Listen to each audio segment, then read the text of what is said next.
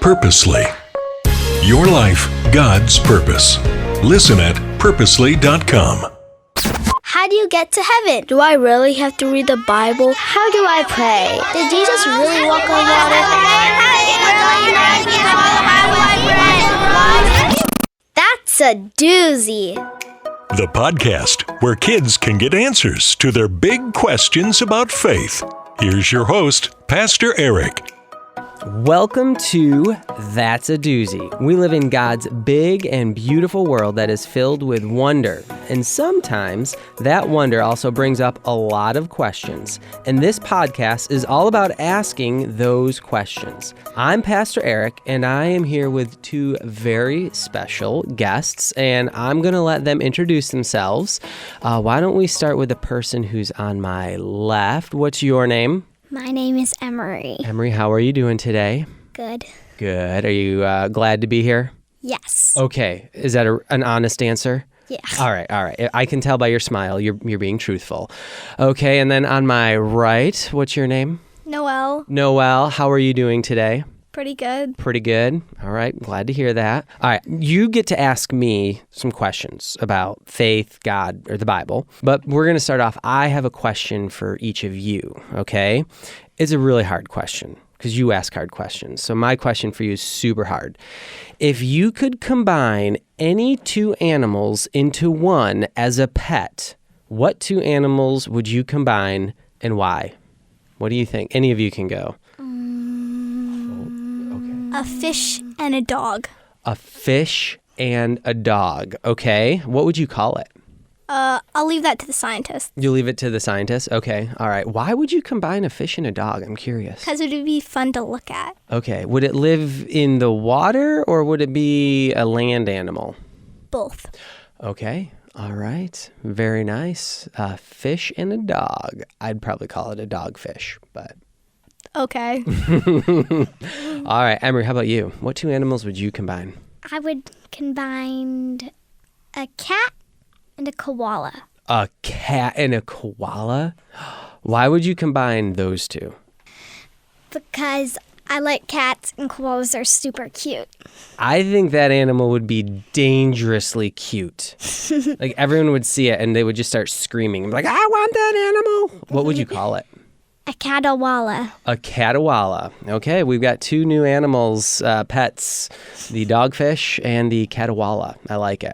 Okay, well, now it's your turn. You get to ask me some questions, and I'm just going to go eeny, meeny, miny, mo. Emery, do you have a question that you would like to ask? Yeah. All right, let's hear it. Why hasn't God come down to save us now? Whoa, why hasn't God come back to save us now? That's a really, really good question. Have you thought about that for a while? No. No, just kind of popped into your head? Yeah. Well, I'm curious, what do you think? Why do you think God hasn't come back yet? I don't know. You don't know? No. Any thoughts, Noel? Okay. No. Well, that's okay, though, because a lot of people have asked that question. So, Emery, I'm glad you're asking it because there's a bunch of other people who've asked the same question or are asking that same question, and now we get to talk about it. And it's not an easy answer, but we do know in the Bible that Jesus, he did make a promise, right? Did you know that Jesus made a promise that he was going to come back? I knew that. You knew that. Okay. And do you know where in the Bible it's found when Jesus says that? I forget. Well, that's okay. It's John 14. And he just tells his disciples that he's going to leave for a little while and he's going to make them a home. All right. He's going to make a house for them, but that he's going to come back and get them. And Jesus made the promise that he's going to come back to get all the people who are following him. Right? And so he made that promise. But the question is like, why didn't he come right back? And there's a few different reasons as to why that is. One is found in 2 Peter 3:9. And in 2 Peter 3:9, that verse, it tells us that God is patient with us, and he hasn't come back yet because he wants more people to hear about Jesus, and he wants more people to be saved so that they can spend forever with him in heaven. And so God is being patient so that more people can hear about him. That's pretty kind and generous, right? Mm-hmm. And then we also learned something in the Bible in Psalms, the writer of Psalms, which, by the way, do either of you know who wrote the book of Psalms? No. Any thoughts, King? Was it King David? There you go. See, Noel, look at that. You got that. David wrote Psalms, and most of it. And in Psalm 115:16, he reminds us that God has the heavens, but he created the world for man. And so when God made this beautiful creation out there, he made it for us to enjoy, but also so that we could learn and know more about God. So I have a question for you two. Let's see. Do you ever like to hang out outside? Yeah. Yeah. Okay, what do you like to do outside? Play. Play, okay. Read a book. Oh, Or eat Eat. Okay, now I'm just curious. What do you eat when you're outside? chips. Chips. Okay. While you're reading? Yes. Okay. Very nice. So, have you ever gone on hikes outside? Yes. Yeah? Yeah. Yeah. Do you like going on hikes? Sometimes. Sometimes. It really depends. Oh, what does it depend on? It depends on if it's sunny or rainy. Ooh, good point. I'm sure you love hiking in the rain and you stay inside when it's sunny, right? No. Oh, I got that backwards, didn't I? Well, I love hikes. I love being outdoors because we get to see God's beautiful creation. And when we look around and we see God's creation, we actually can learn a lot about God. And there's a lot of joy that comes from being outside. Like, Emery, when you're walking in the sun, does it feel good when that sun is shining on your face? Kinda. Kinda. As long as you're wearing sunscreen, right? Yeah, of course. Well, God created this world for us so that people could live on the earth and enjoy a lot of good things, like a lot of the good food that we eat, and we could enjoy and have fun. You ever play in water, like go in a lake, swim, right? See the really cool creation of animals. What's your favorite animal to see out in nature? Sloth. Have you really seen a sloth? No, but it would probably be really cool. It would be pretty cool to see a sloth. Yeah, I bet. A white rhino. Have you seen a white rhino? It's not really white, though. Well, then why do they call it a white rhino? I don't know. Okay, maybe that's for our next episode. We'll ask that question, right? Well, there's amazing creatures that God created that we can watch and enjoy and see. And so there's so many good things about this world now that God wants us to enjoy. And he wants us to learn more about him on this earth, right? And so there's one way that I think about it. Have you ever been on a road trip before? Yes. Oh. Yeah. Okay, where'd you go? A lot of places. I thought that Like to the other side of the country. Are you serious? Well, close. Okay. What was some of the highlights of that road trip? We saw Mount Rushmore. Okay. Anything else? A bunch of stuff. Just a bunch of stuff. Okay. So I went on a road trip with my family a couple years ago, and we went to 2 national parks. Do you know what national parks are? Yeah. Yes. Yeah, like huge parks in America that are filled with some pretty amazing sights. We went to 2. We drove to the Tetons, the Grand Tetons, and Yellowstone. Have you ever heard of those? Yeah. Yeah. They were spectacular. The Tetons had lots of beautiful mountains. My son and I literally almost ran into a moose, or I should say a moose almost ran into us. It was kind of scary, actually. We saw a bear at our campsite, and then the next day, guess what? we were no longer at a campsite. We were in a cabin. And then we went to Yellowstone, where we got to see geysers and we got to see wolves and bears. And it was pretty cool. You really saw wolves? We did. Yep. From a very far, far away distance. Phew. Yeah. Tell me about it. So anyways, we did this road trip though, right? And the best part, it was Yellowstone and it was the Tetons. However, we took a long drive. And on that long drive, getting to that destination, it was actually a lot of fun. We got to listen to music together. We listened like to podcasts together, really cool podcasts like That's a Doozy, right? Okay, no, we got to see a lot of really cool sights just along the road and learn a lot about different areas of the states and areas of our country. And so that journey to the end destination of the Tetons and Yellowstone, that whole journey was really important and meaningful. And we learned a lot on our way there. And, heaven is going to be amazing. But there's a lot that God wants us to learn while we're still here on earth, and we can enjoy him while we're on earth. Does that make sense? Yeah. Yes. All right. Emery, that was a great question. Thanks. I don't know. I might have talked too long, so we should probably move on to the next question. Noel, do you have one? I do. Okay, let's hear it. My question is sometimes the Bible mistranslated? Is sometimes the Bible mistranslated? By accident. By accident, of course. That is, that's a doozy.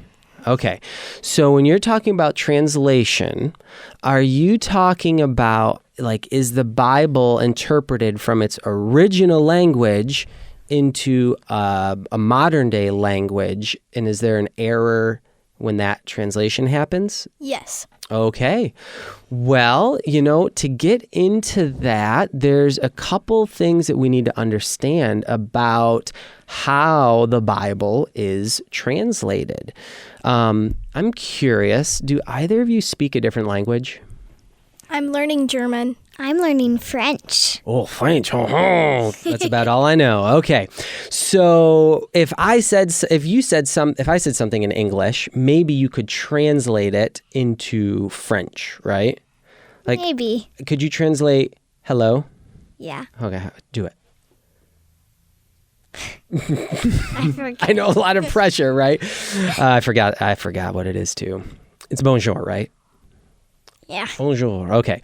Well, so, we translate one word to another. Well, when people translate the Bible, there's kind of two ideas about how they translate the Bible.